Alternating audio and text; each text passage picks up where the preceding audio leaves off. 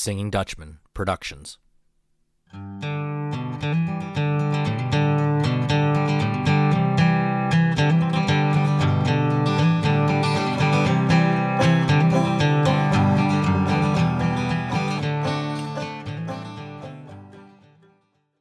Hello and welcome to Doug's Front Porch, a podcast where I get to sit down with friends, old and new, and have honest conversations. Today I welcome, I'm going to call her a new friend, Felly from Germany. We'll explain her name here in a little bit, to the front porch. Welcome, Felly. Hi, thanks for having me. It's so good to have you on. I'm really excited to have this conversation with you. So when I say a new friend, I mean we've only really gotten to know each other within the last couple weeks, so to speak. Yeah. So Felly is a pretty famous YouTuber, and we'll talk about that aspect of her life here a little later in the conversation. But we were able to connect because of some of our shared interests, and her personality just grabbed me, and I said, I got to have her on the front porch. So I'm really excited to have her on. Felly, I always start every conversation kind of the same way. I give the audience an opportunity to get to know my guests. So if you would please tell us a little bit, where are you from? Where did you grow up? What was your childhood like? What were you interested in as a kid? Let's start there. Okay, I was born and raised in Munich, Germany. And what was my childhood like? I had a really good childhood. I have a little brother, and my parents never divorced, so I had a very just happy household. And even though I grew up in a big city, Munich is like the third or fourth biggest city of Germany. Um, I grew up a little bit more in a residential area. So I still had that whole, I think if you grow up in an American suburb, you kind of know what it's like. Like we could play on the streets. We were able to just walk up to the playground by ourselves. But yeah, what my hobbies were: playing piano. I danced ballet at first and then hip hop.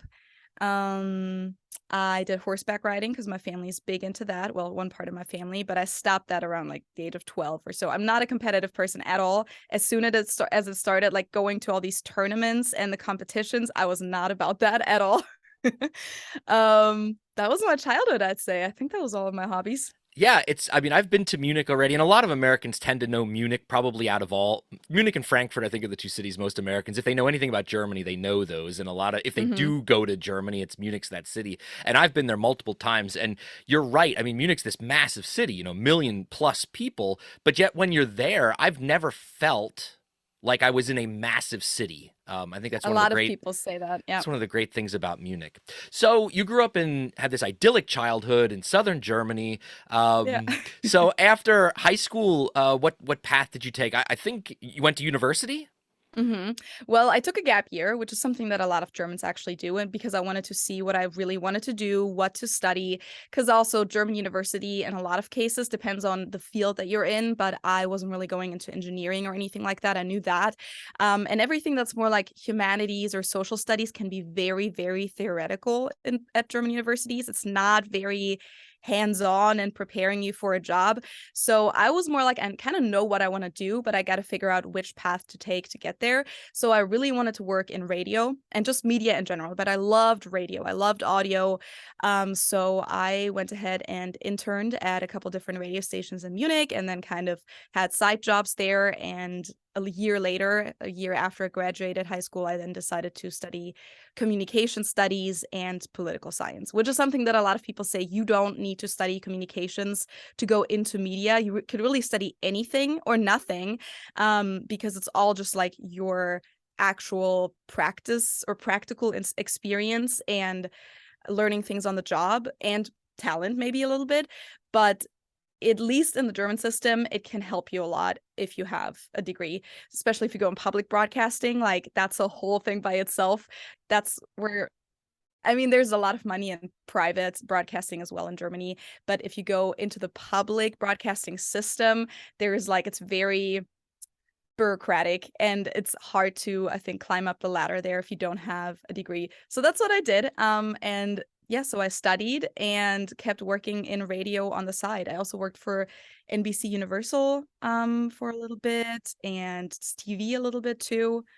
So Yeah. can I ask you, what was it about radio that drew you? I think a lot of people, younger people, if they want to get into media, I think, television's the draw, and a lot of people get excited about, oh, I want to be in front of the camera or behind the camera, depending on, on your skill set. But what was it about radio that drew you in? I don't know if it has to do with my childhood too. This is a thing that isn't very big in the US, and I don't know how big this is in other countries, but in Germany, a lot of children listen to audio plays, and there's a lot of big series of audio plays like Baby Blocksberg, Benjamin Blümchen, Die drei Fragezeichen. It's a whole industry. And it's not audio books per se, it's audio plays. Like there's a bunch of different characters and voices and sounds. And I love those. A lot of German kids had a collection of tapes of cassettes at the time, and maybe that has to do with it because I love those, and I love the, I guess, the what do you call the imagination that comes with it.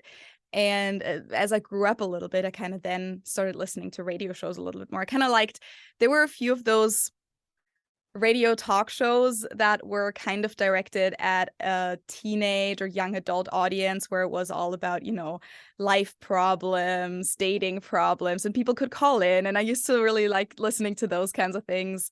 Yeah, I don't know. I just honestly, I didn't want to be in front of a camera. That was never ever anything I wanted. And when I started my YouTube channel, that was like, I did it despite that, not because of it. We'll come back to that for sure. I definitely want to talk about all that. But yeah, there's this thing about radio is such an intimate format, I think, more than anything else.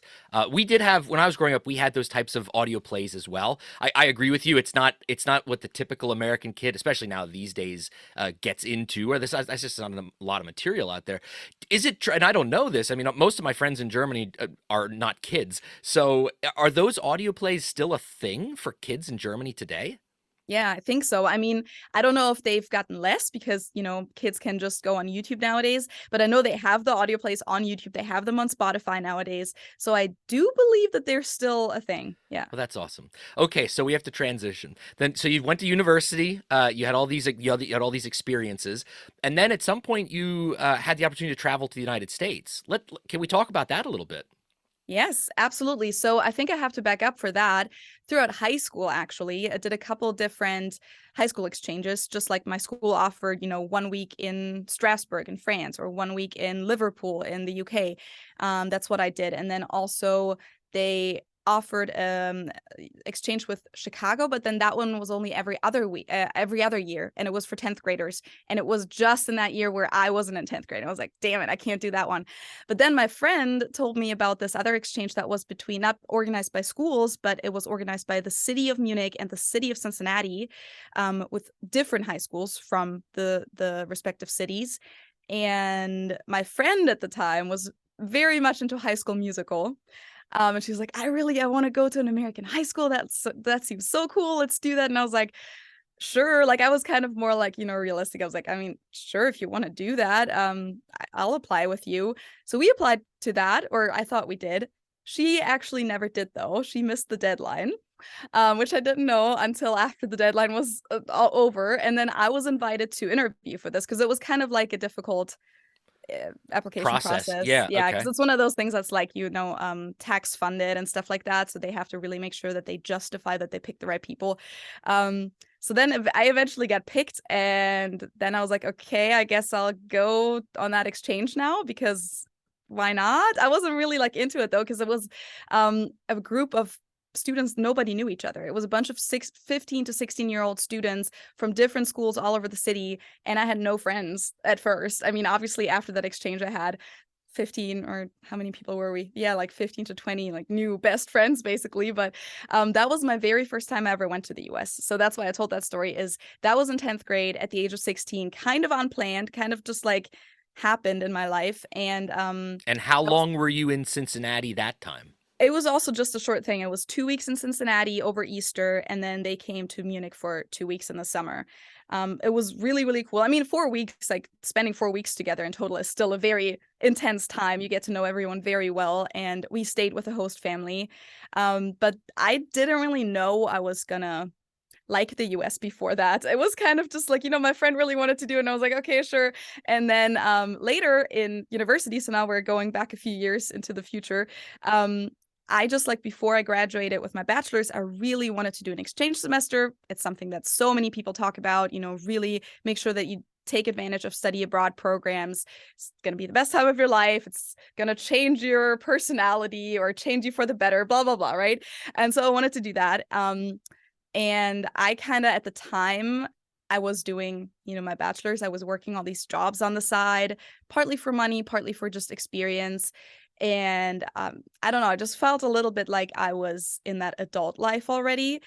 Also in Germany, we kind of start partying a little bit earlier. And at the age of 22, my friends didn't really party that much anymore. It's like you party when you're like 14, 15, 16, 17. At the age of 18, you're like, okay, cool, now I can go into the adult clubs.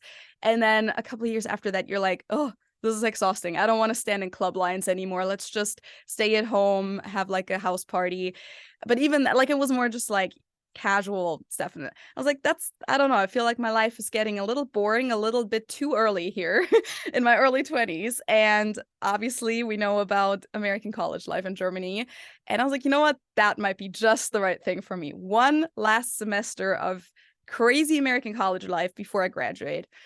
And that's what I did. And that's the funny thing was that my department at my university had 2 exchange programs with American universities. So like my university had a lot of other exchange programs as well, but my particular department had those exchange programs where it was targeted towards communications or journalism. And one of them was with the University of Cincinnati at the Electronic Media Division is what it was called at the time. I think they changed the name now, but that sounded so cool because I was really interested in all of that production stuff and I loved audio production, and they had a video studio, like a TV studio. They had audio studio, like music production studio. They had all these cool classes where you would be able to use all this equipment. I was like, yeah. And then I thought that must be fate in a way that Cincinnati is kind of popped, because that's such a random city. Technically, if you're from Germany, it's not like, most people obviously want to go to New York or California or I don't know, like other bigger places. And I was like, that must be a sign. So I went on that exchange semester, and then things changed. Yeah, well, can we talk a little bit about that? Sure. I feel like I've been talking a lot already. Well, you're the guest. You're good. You're going to be doing the talking. No, keep going, Felly. This is great.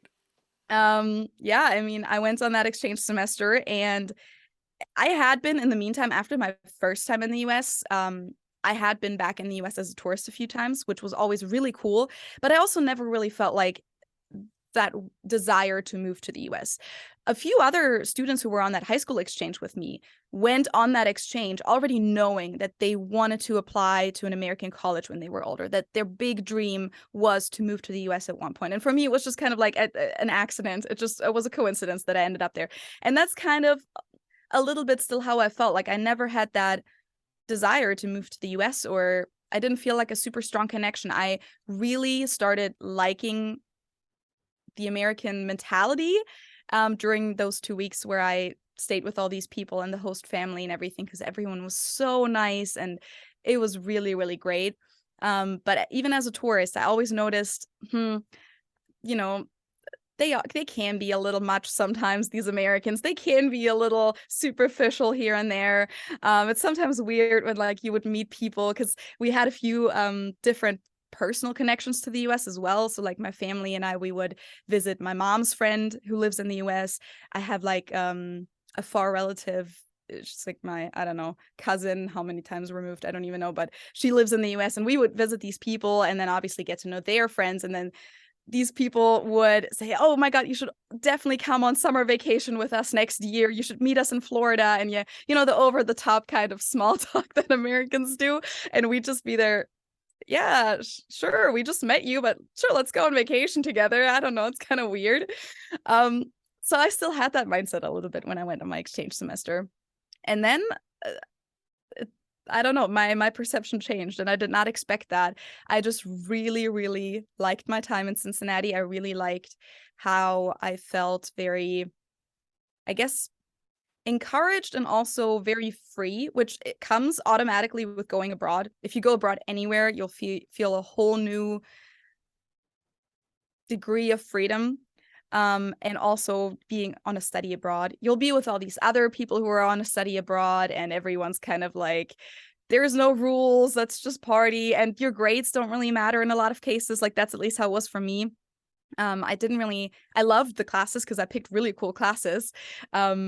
with like, as I said, like hands-on audio production stuff, but the grades didn't even count for me anymore. Um, but and then also I met someone and I fell in love, which was also, of course, a big thing. But it wasn't even just that. Even before I met him, I was already like, I'm loving this. This is awesome. And I really felt that.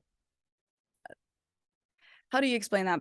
Um, Did you? Well, okay. So let me interrupt. So I studied abroad as well, and my semester in Germany, all the things you're describing is exactly. I mean, I'm just shaking my head yes the whole time because yeah, yeah. it's exactly the same thing that I experienced, and I too fell in love with somebody while I was on my semester abroad. It happens. It happens. It did, yeah, and I wasn't the only exchange student that did that. But anyway, at any at some point in that semester when you were there in Cincinnati, did you ever have a feeling of this has a home-like quality to it? Or like I feel like I know I'm not at home, but I feel like I'm at home. Yeah, a little bit. And that's what I was trying to describe. Like, I think part of it was the mentality. And that's kind of what I always say, because people obviously ask me, why would you ever move to the US from Germany? You have so much more, culture and history and beauty in Europe. And some people will also argue, politically, it's maybe not the smartest move, or healthcare wise, or all those arguments. For me, it just really felt very like I could be myself a little bit more. And that sounds a little weird, but I think it's this part of American culture or mentality where it's this like, just try it, just go for it. And if you like something, other people will be happy for you. And Germans, and this isn't all Germans, but a lot of Germans have this mentality where they'll be very critical when people do something different, or when they do something that they didn't expect. Like even me doing an exchange semester in the US, I had to explain myself to everyone, even though it's nobody's business. It's my decision, and I can do whatever I want, even if it makes no sense. It's my life. And Germans don't really let you do whatever you want, even if it makes no sense. I mean, sure, you can do it, but you're gonna know that they're gonna be a little bit like, hmm. And this isn't just people who are not your friends. I'm even talking about like your friends and your family. It's just the thing that Germans do, and this can be great because I think that Germans are very caring, loyal people. They will just worry about you, whether you want it or not, and they're gonna try and help you make good decisions. And if you make a decision and they feel like, have you thought, like they're gonna be like, have you thought about this? Have you thought about that? This is a problem that could occur. And it can be great. But in some cases that can be very um like an obstacle. It can feel like you're not allowed to do certain things. You're supposed to just do things as society expects you to do Yeah, it. it's This this is it's this pressure that you how do you deal with it? You could ignore it, but it's difficult to ignore if you're grown up, if you grow up in that culture where that you understand why those people are saying what they're saying and doing what they're doing. But at the same time, it's also taxing on you as a person trying to possibly, forge a new path for yourself or make a new opportunity in your life. I know I totally understand it. Totally. yeah, Because yeah. I know enough Germans to know that that is how, it's a stereotype among the Germans that has some truth to it. Absolutely. Yeah. And of course this is my personal experience, and not all Germans are like that. Of course, it's just like for me, I felt like that my personality, the way that I am wired, it just really I was limiting myself because of that. And I'm not actually a people pleaser in that sense. Like, there's like people who really care more about what other people think than themselves. That's not really who I am, but I don't really like to stand out. That's kind of like, I never liked to stand out. That's why I didn't really have the desire to be in front of a camera. In school, I was very good at school. I didn't like it. I wanted to be average. I wanted to be like everyone else. I didn't want to be the only person that had an A. I wanted to be just like everyone else. I don't know why that was my personality trait. That's just what it was. And so I didn't like other people basically getting in my mind with their worries and those kinds of things. So basically when I came here, I realized, wow, this is so uplifting. Like whatever I do, people just think it's awesome. And of course, that's not always a good thing. Like sometimes you should be critical, but I just really liked that I felt like I could really be whoever I wanted to be, and I could try reinvent myself, which, as I said, also has to do with being in a new environment. Two things kind of came together there. But even today, I feel like I would not be as comfortable having a YouTube channel. And honestly, I would have never founded a YouTube channel in Germany because I would have been so scared of what everyone else would think about that. And Germans are not as supportive of that kind of stuff. Um, they have very high expectations too. So like if you do something like that, you got to do it right from the beginning, or like very start it up professionally. And I know this from like all these other influencers in Germany too. Like I like to listen to a lot of those podcasts where the old influencers, the ones from 2012 that had like the whole hype phase at the time, now talk about their experiences, and they talk about how difficult it was for that to be socially accepted, and how everyone just kind of hated on them and thought it was ridiculous. That's like a big thing. Germans get ashamed really quickly and find things embarrassing very quickly, whereas Americans like to embarrass themselves. We are not afraid to do that. You're absolutely right. And just one thing, I'll to speak on behalf of the American society and American people, I Yeah. guess. One of the aspects that you talk about, how here you felt like you could do what you wanted to do in that sense. And Hmm. I mean that, when you look at the true DNA of the American society and our story, or at least from the early 1700s on, there was that aspect, and there always has been the aspect that America's the country where you can make of yourself what you want to make of yourself. Yeah. And I'm glad that that has been your experience. It hasn't been that way for every person that's tried it, Of course. of Yeah. course, but I'm thankful that my country and my society has allowed you to have the experience that you've had. So I just Yeah. wanted to say that. I think that's wonderful. Absolutely Yeah. And wonderful. I feel like it really comes with just these little things where if I say, hey, I think I'm going to start a YouTube channel, and I would just like mention it in a side sentence, my friends would just like, oh my God, yes, that's awesome. Do that. That's such a cool idea. Whereas my German friends would probably be like, why? Like, Yeah. and it's just kind of that, like, it makes you feel so empowered sometimes. And Sure, as I said, absolutely. not everyone is like that, of course, but it just really made me feel very good about myself. And I just noticed with my personality type that that was a very healthy combination at the time. It just really encouraged me to bring up my own potential a little bit more, and not just stick to what society wants me to do, aka go into a regular radio station, do my studies, become an editor, period. That's it. um so that was the story, and then I just tried to come back after that exchange semester, and that was not very easy. Well, we've talked about it a couple times, so I want to get to the big part of this interview, or at least Mhm. for me, I think it is. So, just real quick, how long have you been now in the United States? It's in this period right now. Yeah, so, as I said at the beginning, it was off and on. It was like exchange semester, then back to Germany for 8 months, then did an internship, back to Germany. So, 6.5 years ago is when I went on that exchange semester. So since then, I mean, I basically say I've been here for 6 years, but in reality, it would be like a year less than that, because I spent at least a year in Germany throughout that as well. So like maybe five and a Okay. half years, something like Yeah, that. no, it's a good amount of time for sure. Yeah. So the reason that you and I got to know each other was because of your YouTube channel, and we've Hmm. referenced it a couple times already. And the name of the channel, I'll of course have a link to it in the show notes down below. But it is Felly from Germany, and I just looked yesterday. You have 408,000 subscribers. That's the last I had checked, and maybe it's more than that. It probably is more than that by now. So I mean, that's a massive number of people. And I have a YouTube channel. I don't have anywhere near that many people, of course, subscribers.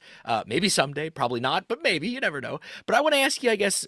So let's talk about this part of your life. Yeah. So you said, maybe you had these ideas floating around your head. Hey, maybe I'll start a YouTube channel. Is Hmm. that literally what happened? You just said, Hmm. you know what, I'm gonna try it. Yeah. I always say kind of like three different things came together. So I started this channel um in the fall of 2017, early 2018. It actually took me quite a while from the time that I recorded my first video to actually work up the courage to post it.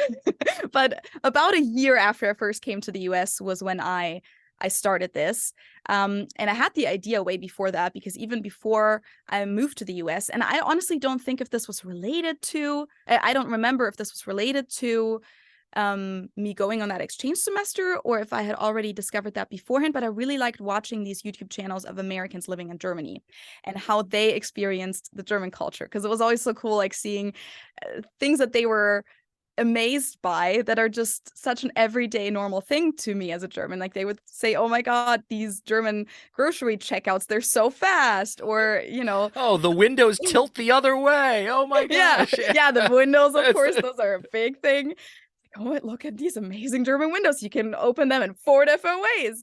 And so that was always like really interesting to me. And then when I was in the US myself, I noticed how people always asked me the same questions. Because I met a lot of new people in the beginning, especially being in a college environment. You basically met someone new every single day. And then, of course, the whole Germany thing always came up. Either I brought it up right away because you just kind of want to avoid confusion, because sometimes it's like weird if you are in a situation and you don't know how getting gas works, and you just ask in English and they don't hear right away that you're not an American, then you just have to throw it in right away. Be like, so just so you know, disclaimer, I'm not from here. So the topic obviously came up all the time, and I noticed people would always ask the same questions. And after a while, I found myself getting kind of not annoyed by it, but it was a lot of work, always repeating everything.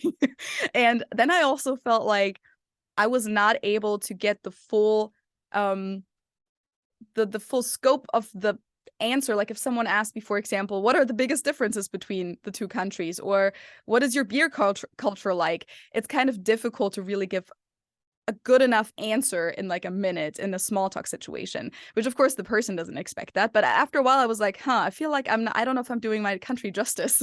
I'd rather have like a full on worked through script that I could give them. Here's all the aspects you might want to know with all the follow-up questions already included. So that was kind of part of why I wanted to do this. Then also, as I said, I like to watch these other YouTube channels. So I felt like I think there is interest there. And the third factor was that I really missed the whole producing stuff. So like I did my exchange semester and I was able to do a bunch of media stuff during that. But then after that, I didn't do that anymore because I was out of college. I didn't work my side jobs in Munich anymore at the radio stations. And then I was back in the US and I was doing an internship for a museum. And I didn't really do any of that anymore. And I really missed it. So I was like, maybe I can start a podcast, because I really wanted to do audio. And then I realized that there wasn't really any podcasts on in that niche or in that field out there. And that it also didn't really make the most sense, because you really need to show things. If I talk about certain differences between the two countries, I want to show a picture of it. I want to show people what that looks like. So I was like, you know what? I think it has to be video. And so that's when I was like, I guess I'll have to be in front of the camera. I really didn't really want to. But I was like, okay, I guess that's just gonna be part of it. So I luckily already had a camera, and then I did my first video. So, out of your subscribers, are the majority of them German, or are they American, or is it a healthy mix of both? It's a very healthy mix of both. Most of the time it's more Americans, but every now and then there's like a video that gets very popular in Germany. And then every now and then you'll just see in the analytics that the Germans have surpassed the Americans, but it's usually mostly Americans. Then Germans are the second big group, and then it's like UK, Austria, Canada, those kinds of things. I'm sure the answer to this is yes, but I do want to ask you, have you been surprised by the success that you've had? Yeah, definitely. I mean, Did you ever? I mean, so you start this channel, and it's like, yeah. it's I'm gonna make these videos, and then you start posting, and people are commenting. This makes me feel good. They like what I'm doing. I'm gonna keep doing it. But then at some point, it must have the snowball must have started really rolling, and oh Mm-hmm. my gosh, I'm getting, this video's I posted it 5 hours ago. It's already got 10,000 views or something ridiculous like that. Mm-hmm. At what point did you say to yourself, "Hey, this is really working"? Was it early on, or did it take a while?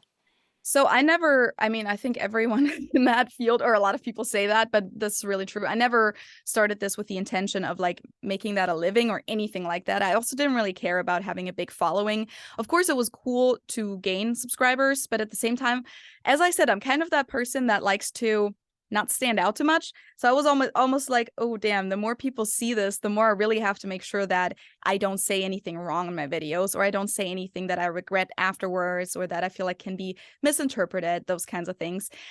So the way it went was really that in the very beginning, I only posted a few videos here and there.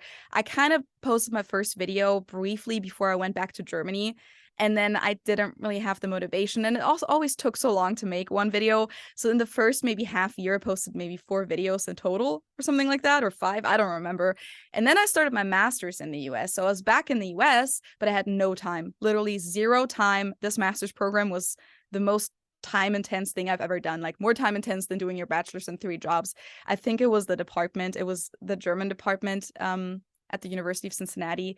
I don't know what was going on there, but they had some weird competition of who sleeps the least. And I mean, not like for real, but it felt like that. And it was also like a competition of who spends the most time in the TA office. If you're not there 7 days a week, it's like, oh, what are you doing? So that's how I experienced it, at least. So I had no time for the next 9 months to upload anything, and I honestly didn't even look at my channel because I felt so bad, kind of embarrassed that I started this and then didn't follow through with it, that I didn't even want to look at it.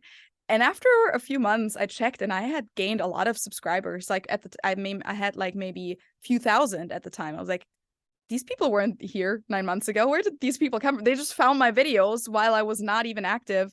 And so after I graduated with my master's, I picked it back up and I tried to be a little bit more consistent about it. And then it was right when COVID started that I had, first of all, told myself I wanted to be more consistent about it, because I wanted it to be I wanted this to be a little bit more professional and proper and not like, oh, I post 1 video a year. And I also really like doing it. And then the pandemic started, and this was a bunch of different things happening at the same time. YouTube featured me as the creator on the rise. And that's like a thing where they put your channel. I didn't know that beforehand, but they put your channel on like one of these featured pages, and I was on there for 1 day, and that got me a lot of traction. And that's when things really started exploding. And here's the other thing. At the same time, I was in a job interviewing process or job application process, and I really actually wanted that job. I thought that was a perfect fit for me. And I was among the 2 last people.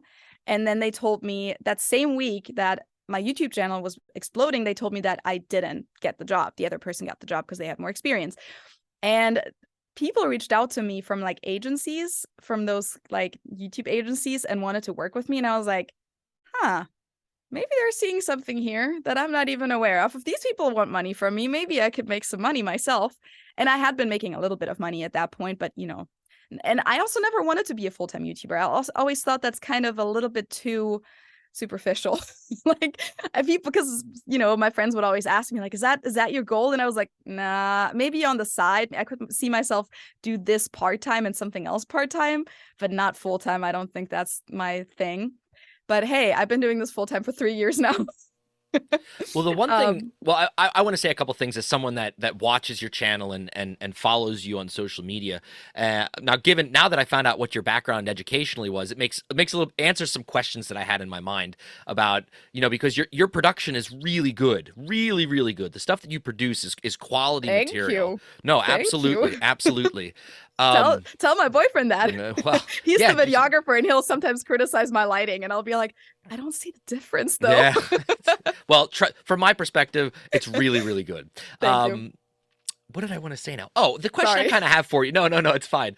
So, because of just the way that the world is working right now, you have this YouTube channel, but that's not enough. You have to have presence on all of these other social media feeds if you're going to really do this right. And that's where I lack. I don't know if it's a generational difference.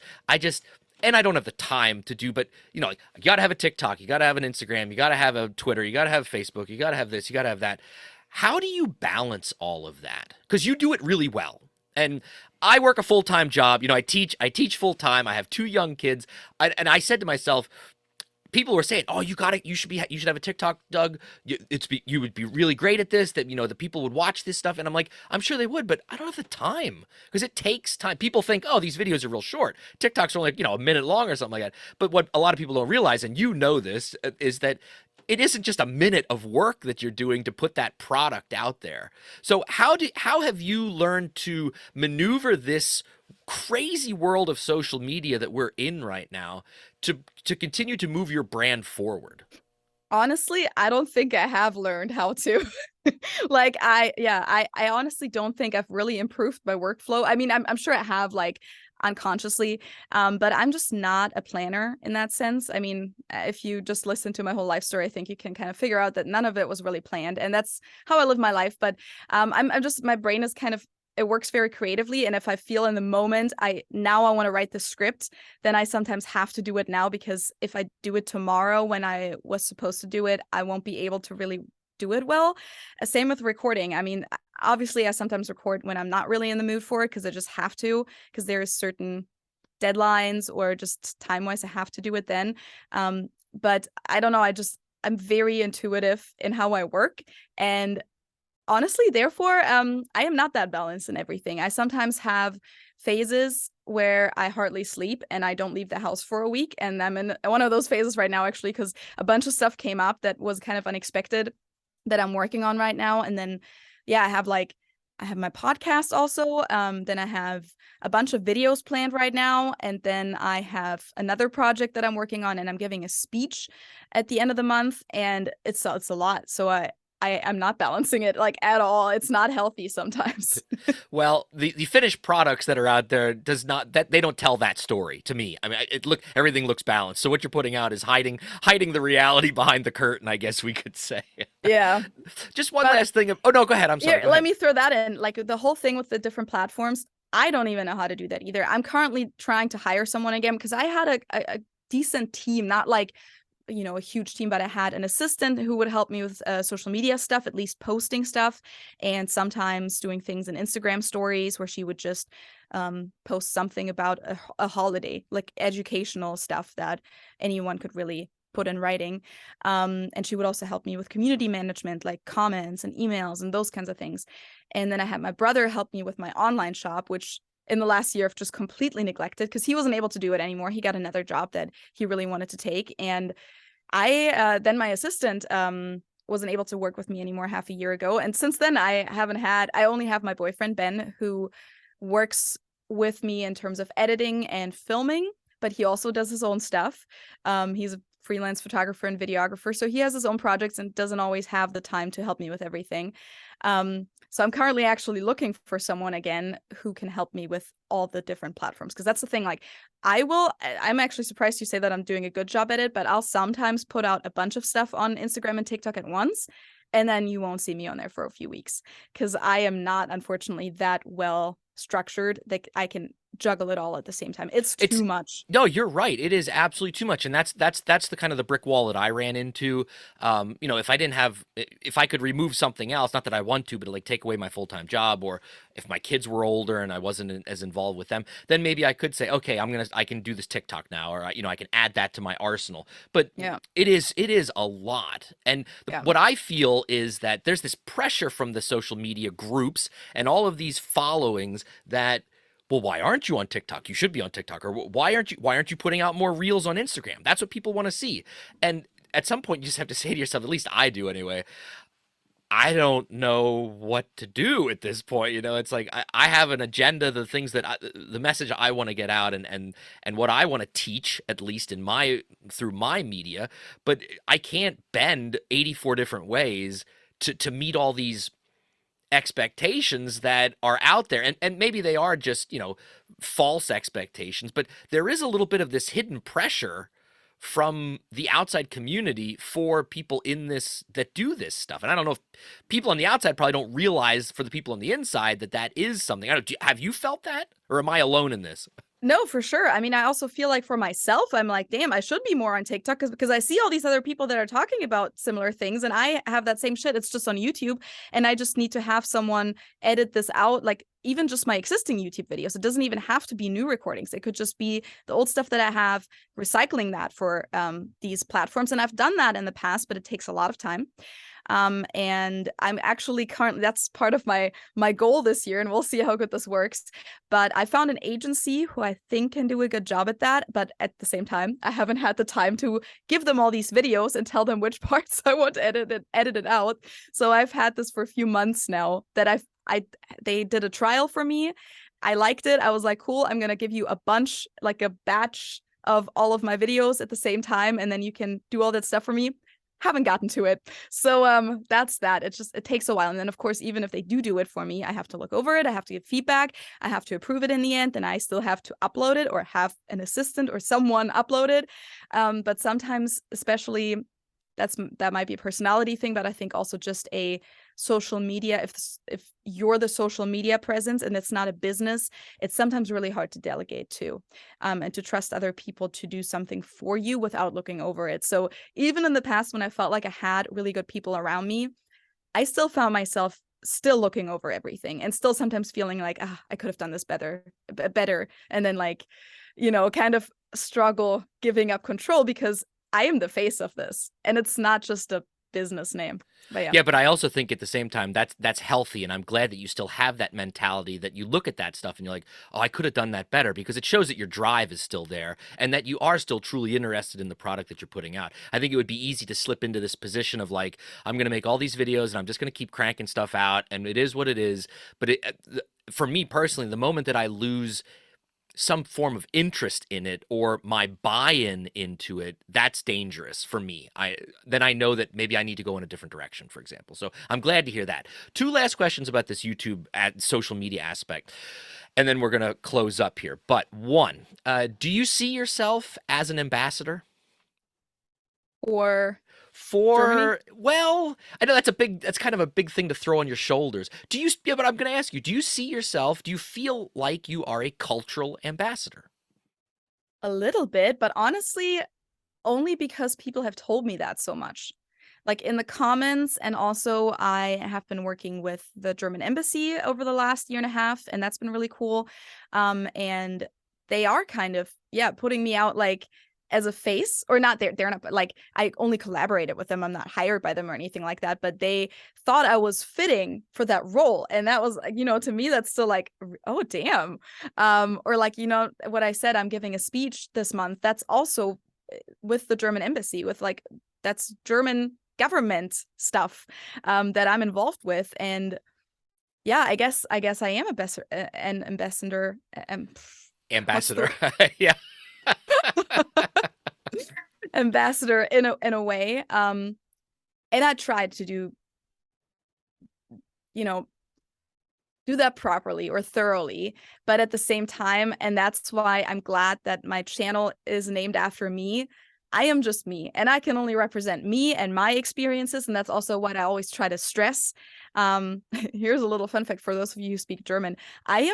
I don't like it when people talk about their own experiences and say, man fühlt es so und so. Like, do you know what I mean? When they use what you would say in English if you say you. It's kind of difficult to explain. Anyways, I don't do that. Whenever I talk about my own experiences, I always use I. This is how I experience it, and other people might be completely different about this and have completely different opinions and feelings about it. Yeah, so I think that's kind of what But to me, that shows the genuineness of what you're doing. There's Thank you. value in that. Absolutely. Thank I you. mean, But I think I also like to have that as like, that's where I can hide behind. I am not representing all of Germany. I'm sure for a lot of people I do that, and I definitely try to educate people, of course, a little bit. But it's still just me and my experience. That's yeah, what my channel is. I totally understand, because for me it's vice versa. A lot of the stuff that I'm producing, Germans are watching because they're interested in this Germanic culture that we have here in the United States, particularly among the Pennsylvania Dutch.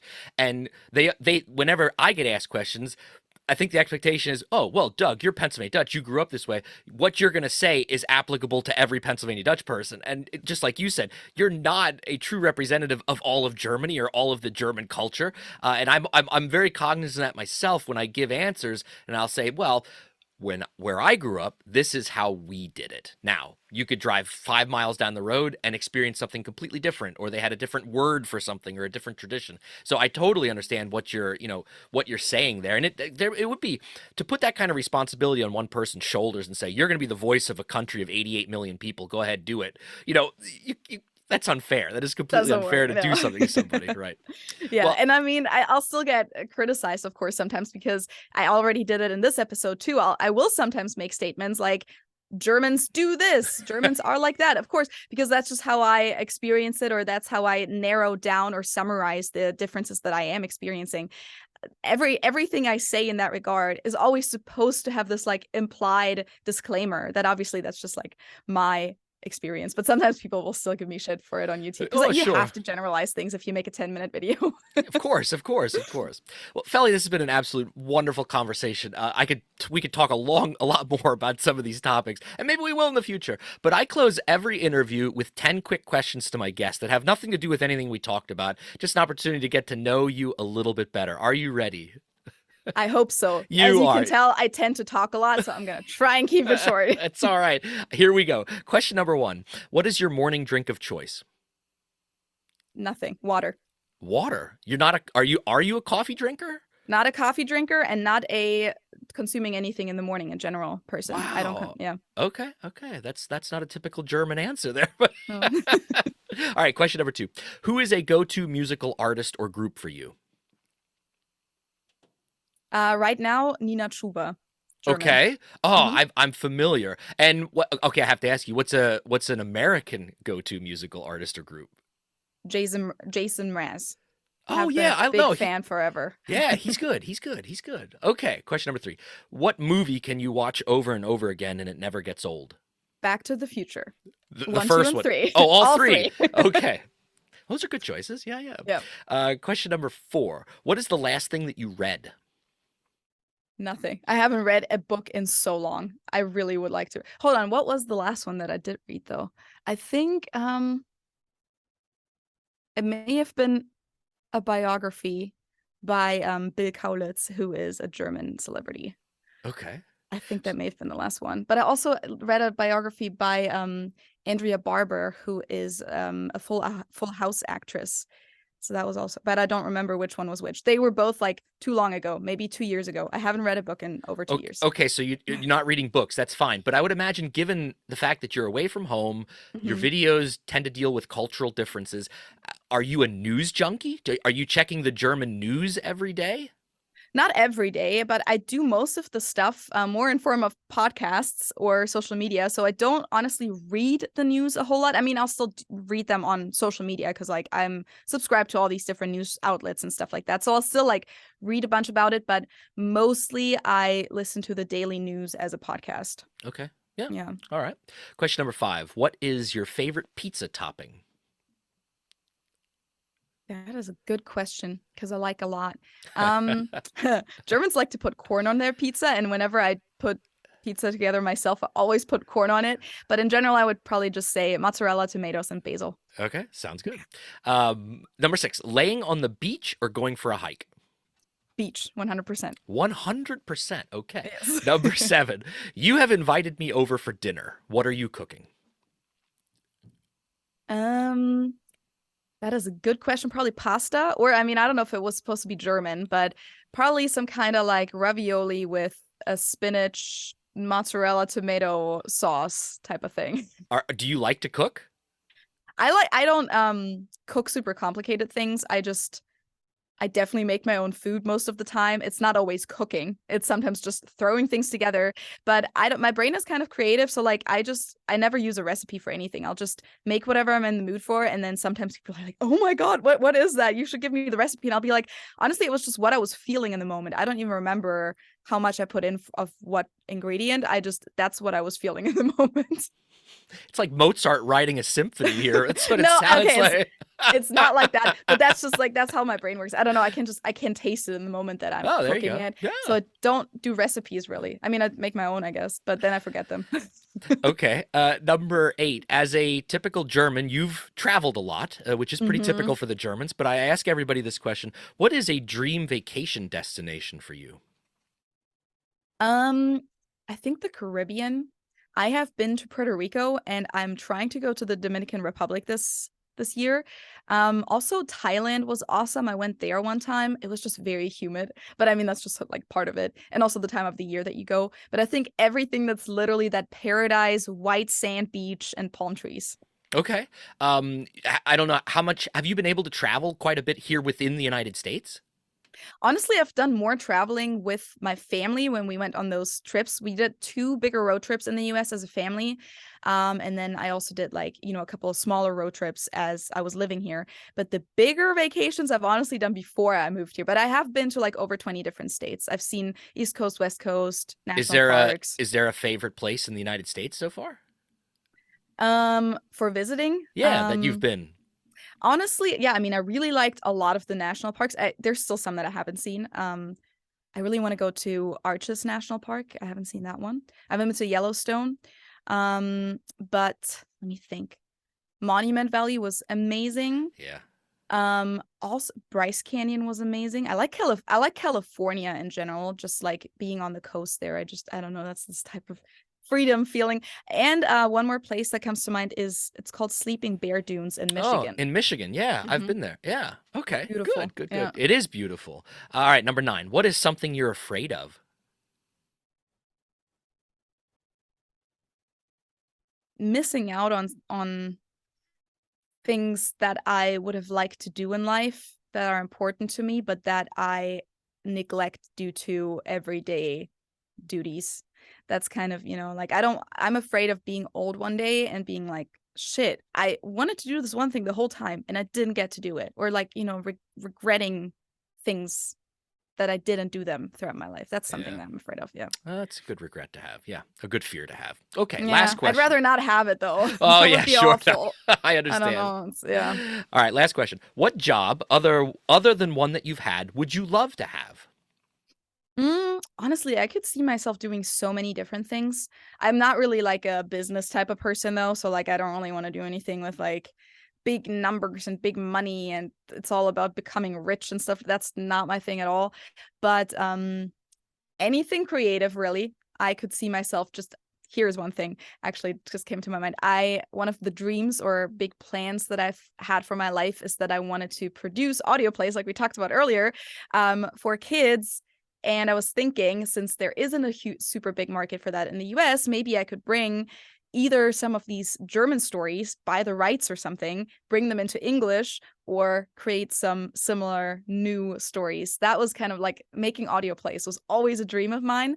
And other than that, I could honestly see myself like flip houses or something like that. Like Okay. we bought a house a year and a half ago, and I've really been getting into all those DIY pages where they show you like how to improve your house with on a budget and stuff like that and make spaces look so much cooler than they did before. And I've always thought like maybe I'll just invest half a year of my life at one point, buy a cheap rundown house and flip it for half a year and then make some profit off that. Yeah, there you go. That sounds great. Well, Felly, this has been great talking with you tonight. Again, I'll link Felly's YouTube channel in the messages down below, and you please check that out. And you can find her on all the other social media stuff. Of course, follow on Instagram, TikTok, all those things we've already been talking about. And just, I would like to say, on behalf of someone that has this relationship between our two countries and has had for years, thank you for the work that you're doing. I think it's vitally important that we have this cross-cultural exchange.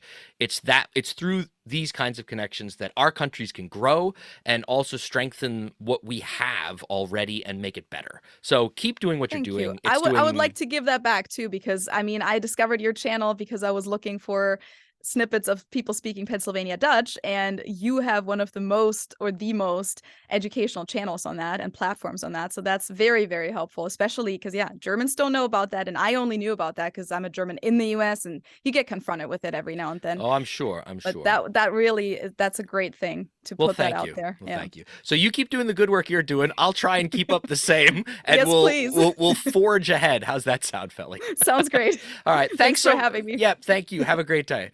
You too. Bye Bye. bye.